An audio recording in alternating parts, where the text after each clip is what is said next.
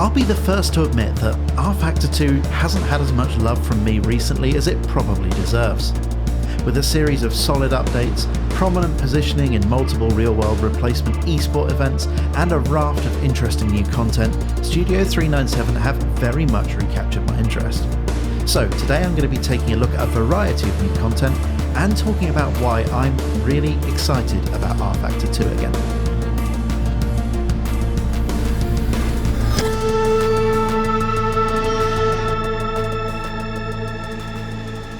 Hello fellow sim racers. I'd like to pretend that it was the interesting behind-the-scenes developmental work that Studio 397 have been deploying to the sim that really helped kickstart my interest in RF2 again, but like most people, I'm easily distracted by new toys. And surprisingly enough, well for me at least anyway, it was the two new Formula E venues that captured my interest to start with.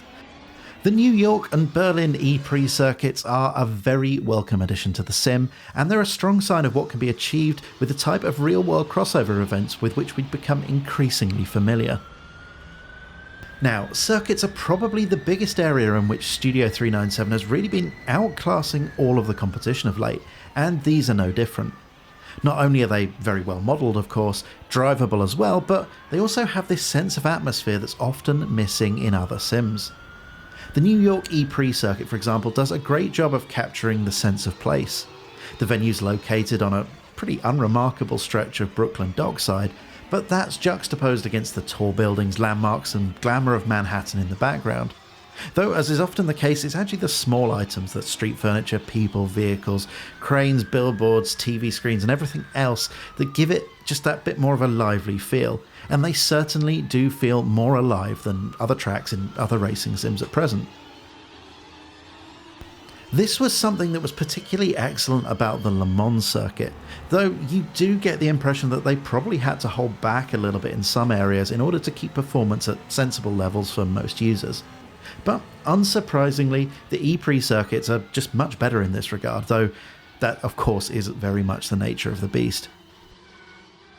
While New York contrasts the claustrophobic nature of the typical E-Prix circuit with the open space provided by the bay, Berlin offers more of a stadium vibe, and honestly everything I've said about the New York E-Prix circuit applies here as well, although there are 100% more C-54 Skymaster aircraft, something that I'm really only mentioning because I captured this shot and because, well, planes are cool. I must admit, I had been a bit cold to the Formula E content until now.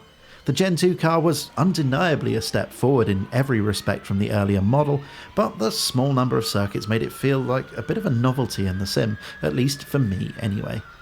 I'm not a fan of the Hong Kong circuit particularly, and Monaco, well, it's Monaco. But the addition of these two definitely make a big difference, and New York in particular is a really fantastic circuit to race the Gentoo car around.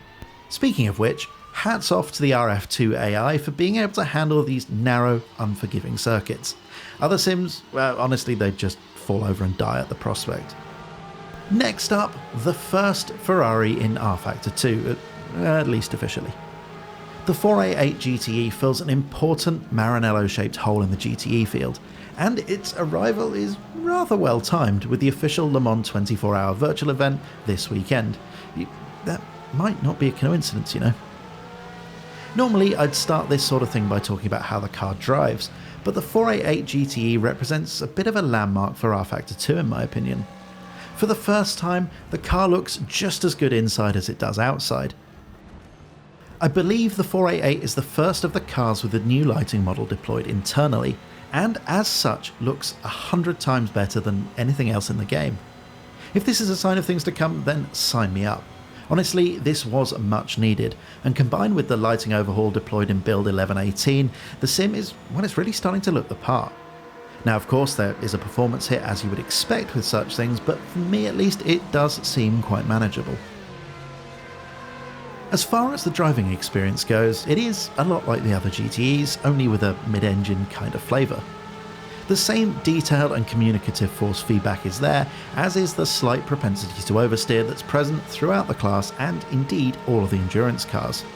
To be honest, If I had closed my eyes and imagined how this would drive before I actually did so, I expect the two experiences would be pretty much identical, which is to say, it very much lives up to the expectations set by the rest of the GTE cars in RFactor 2. Now, there are a couple of weird things as well. First up, the dash doesn't really seem to display much in the way of data at all at the moment. I'm guessing this is probably a byproduct of what was likely a fairly tight timescale to roll the car out before Le Mans, and I hope this will be fixed in a future update. In addition, when you enable the position indicator panels in the options, you're presented with a GT3 style position indicator in the screen rather than the WEC style panel unless I'm very much mistaken. This could also be a byproduct of the short time spans for the project, but if I recall correctly, a similar issue was present with the Aston Martin GT cars at release as well. I must admit, I find all of this a bit confusing. Anyhow, I suspect this does confirm that we'll be getting a GT3 version of the 488 very soon as well. Moving on now to the new Radical, the SR3 XX, which is a lot like the old Radical SR3 but with more X's. Now, I think for a lot of people, this probably isn't the most exciting release, since every racing sim has a Radical SR3, including RFactor 2. And that fact has been met with no small amount of grumbling in the community. And to be fair, they do have a point. There's already a free Radical SR3 from Studio 397, and the real car is, at best, a minor overhaul of the classic SR3. That's all well and good, but you know what, I'm actually really enjoying the driving experience a lot more than the original car. Though I should probably mention that I've not had a chance to do any proper back-to-back testing, so it could just be my mind playing tricks. And I've also changed wheelbases recently as well, so this is easily the least scientific test I've ever conducted. But what I can tell you is that this car is an absolute blast to drive, and for me at least, this was easily the most fun I've had throwing a new car around in a racing sim in quite a while. In fact, I enjoyed the experience so much that I've published a complete race over on my second channel, which I should have called Channel 2 The Squeakquel. I didn't, but if you want to see more of the Radical and hear me rattle on about why I'm enjoying RFactor 2 so much at the moment, then there's a link in the video description. Anyhow, I'd sum up the Radical like this.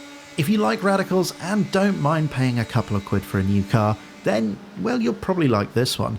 But if you don't fit into both of those categories, then this probably isn't for you. I mentioned at the top of the video that RFactor 2 had started to drop off my radar for a little while.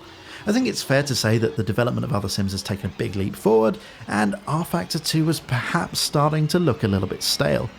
And for me at least, a lot of the new content being brought into the sim was closely replicating what was already available elsewhere. However, I have been and continue to be impressed by Studio 397's relentless determination to continually improve RFactor 2. And things are once again improving rapidly. For me, one of the big wins is this new lighting system, which looks really, really good. Honestly, it's hard to believe that this is the same sim it was a couple of years ago. And on top of that, the more diverse set of quality content from Studio 397, particularly in the circuit department, and you know what, RF2, the experience for me at least, is just so much more enjoyable than it was 6 months ago. Also of note, the broadcast overlays are just a country mile better than other sims. I spent much of my commentary stints on the VEC 24 Hours of Le Mans, marvelling at the quality and depth of information being presented to the viewer in a really visually pleasing way. It sounds like a silly thing to get excited about, but this is one area where sim racing has really felt quite lacking in a lot of these recent events. But the new broadcast graphics in RF2 are not only better than other racing sims, they're actually better than a lot of real-world motorsport broadcasts as well. Fair play, guys. Anyhow, if you made it through this rambling set of observations about the recent RFactor 2 updates, then thank you very much. Don't forget to check out the second channel, which I should have called Channel First Blood Part 2, and the video I made with the Radical SR3 XX. If you did enjoy the video, it would be great if you could hit the like button and subscribe so you can see more content like this in the future. So all that's left to say is goodbye, thank you so much for watching, and enjoy the rest of your day.